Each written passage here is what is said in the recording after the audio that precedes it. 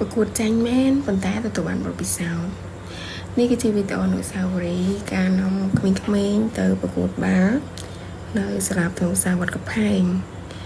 ក៏នឹងប៉ះជាមួយនឹងខាង LS ឲ្យឆ្លតផលគឺយើងមិនអាចបំបែកពងមាន់បានទេគឺគេទទួលបាន1គ្រាប់ស្មើនឹង2បន្ទុកចំណែកយើងគឺ0-0ប៉ុន្តែមិនថ្មីទេដោយសារនឹងគឺជាឆ្នាំដំបូងដែល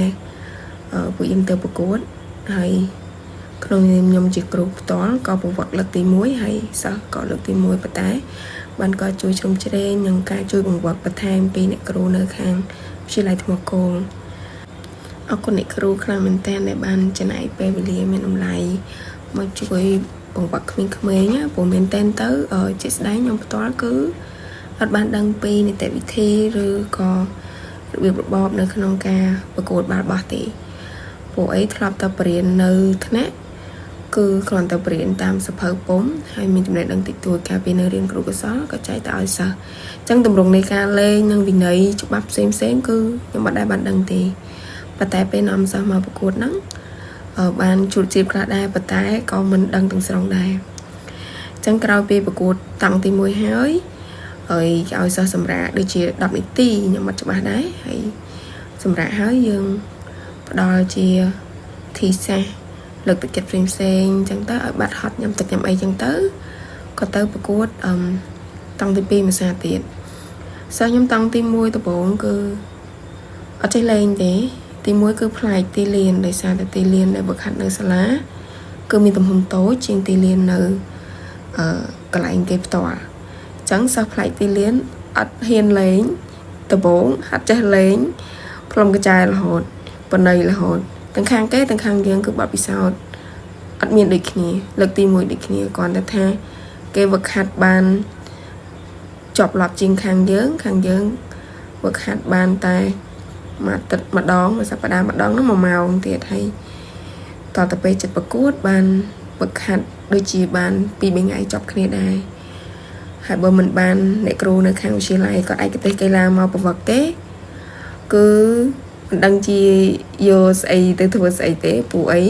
គឺអត់ចេះលេងបណ្ដោយលេងអត់ត្រូវទម្រង់ទេតែបានអ្នកគ្រូគាត់មកបដោះបដាលទៅលេងរៀងក្រាន់ប៉ុន្តែក្រាន់នេះគឺក្រាន់ដោយសារយើងប៉ះក្រុមខ្សោយដូចគ្នាទេបើប៉ះក្រុមខ្លាំងគឺមិនកើតទេសម្រាប់ក្រុមស្រីៗគឺមកប្រកួតបានតែម្ដងទេដោយសារប៉ះវេនប្រកួតម្ដងទៀតប៉ុន្តែថ្ងៃនឹងប៉ះថ្ងៃបុណ្យការប្រាក់អញ្ចឹងអត់បាននាំសិស្សមកទេ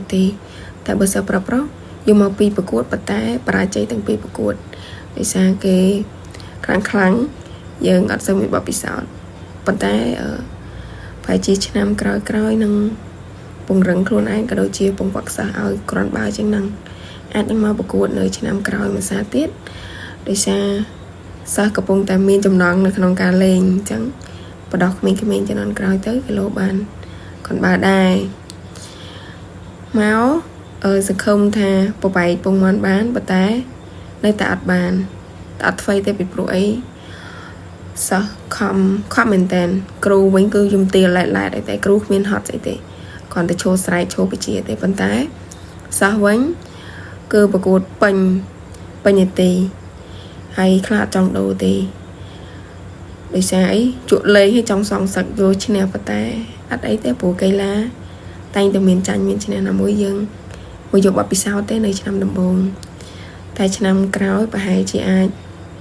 មកក្របក៏អស់ចិត្តដែរដើម្បីទុកជាអនុស្សាវរីយ៍ថាយើងបានជោគជ័យដែរបានបំបែកពងមាន់អញ្ចឹងណាមានតែប៉ុណ្្នឹងឯង